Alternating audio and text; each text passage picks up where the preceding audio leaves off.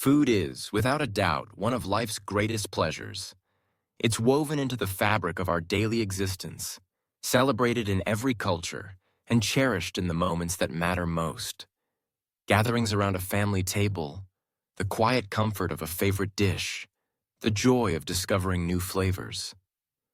Unlike other bodily pleasures, eating is something we do multiple times every day, and it almost never loses its appeal. Food represents much more than sustenance. It's an expression of heritage, love, celebration, and even solace during challenging times. So it's understandable that when conversations arise about changing our eating habits for the sake of the planet, it can feel personal, almost like an affront to one of the few universal joys we all share. Among all the foods we hold dear, meat, especially beef, seems to draw the most scrutiny. The climate debate around meat is often emotional, filled with strong opinions and conflicting information. But what does the science actually say? Is the link between our diets and climate change really that significant? Let's take a closer look at three major arguments often made against meat consumption and see what the evidence reveals. First, does our diet really play such a big role in climate change? Feeding billions of people is an immense task, and it inevitably produces greenhouse gas emissions. Even if we imagine a future where tractors, refrigerators, stoves, and delivery trucks are all powered by renewable energy, there are still emissions we can't avoid. Rice cultivation produces methane, a powerful greenhouse gas. Forests are cleared to make room for pastures and crops, releasing carbon stored in trees and soil. The use of fertilizers and the management of manure emit nitrous oxide, another potent greenhouse gas. Globally, food production accounts for about 26% of all human-made greenhouse gas emissions. That might not sound overwhelming at first glance, but consider this. Even if we eliminated every other source of emissions today, food alone would use up our entire carbon budget for staying below critical warming thresholds by the end of the century. Food, then, is not just a minor player. It's a major driver of climate change. But emissions aren't spread evenly across all foods. There's a tremendous range in the climate impact of different items in our diets. Scientists measured these impacts using life cycle assessments, which tally emissions from every stage: production, transportation, packaging, use, and waste. The most comprehensive analyses clearly show that beef tops the chart. On average, producing 1 kilogram of beef releases 71 kilograms of carbon dioxide equivalents. Lamb is also high at 40 kilograms. Pork and poultry are considerably lower, at 12 and 10 kilograms respectively. In comparison, many plant-based foods like potatoes emit around 150 times less carbon pollution than beef. Of course, what matters most in food isn't just weight, it's the nutrients we gain. After all, a kilogram of beef provides far more protein and calories than a kilogram of potatoes. But when emissions are compared per calorie or per gram of protein, the ranking doesn't change much.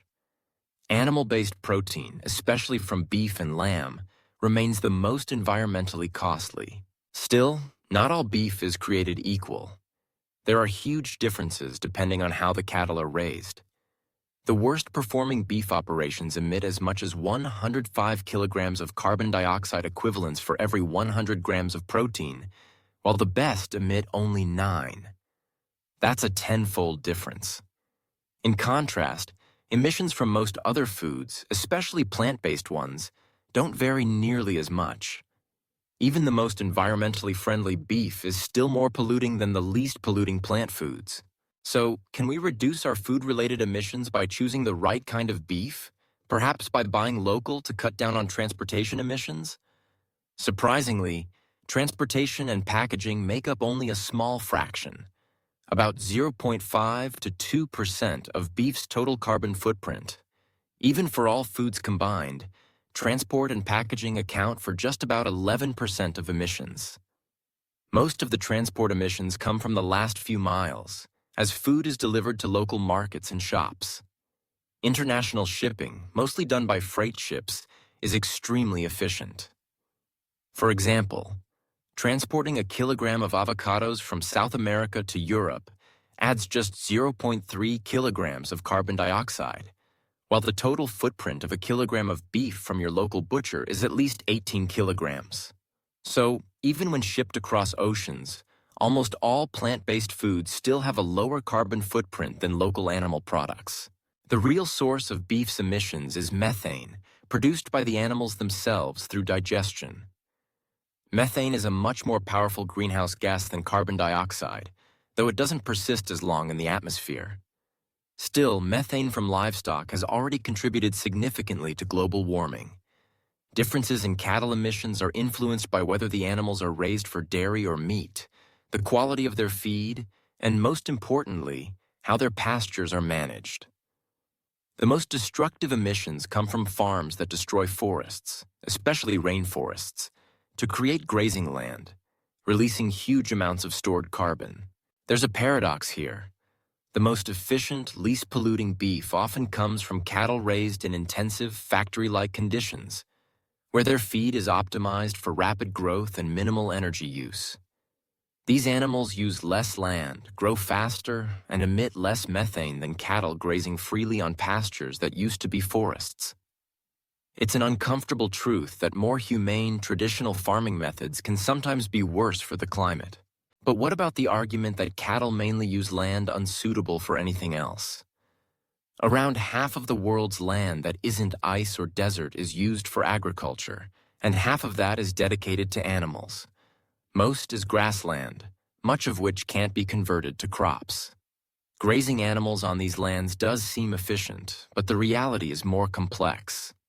Only about 13% of global beef production comes from grazing systems alone. To meet current demand, most cattle are fed crops like soy and corn, crops that could otherwise feed humans directly.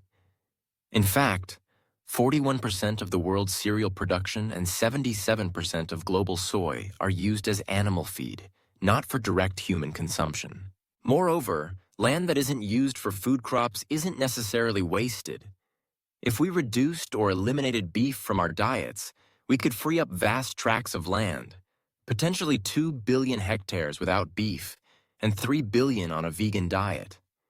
This land could be restored to forests or grasslands, absorbing enormous amounts of carbon from the atmosphere, up to 800 billion tons over a century. In summary, food is a major driver of climate change, and meat, beef in particular, is the most significant contributor among foods. Buying local has little impact compared to the type of food you eat.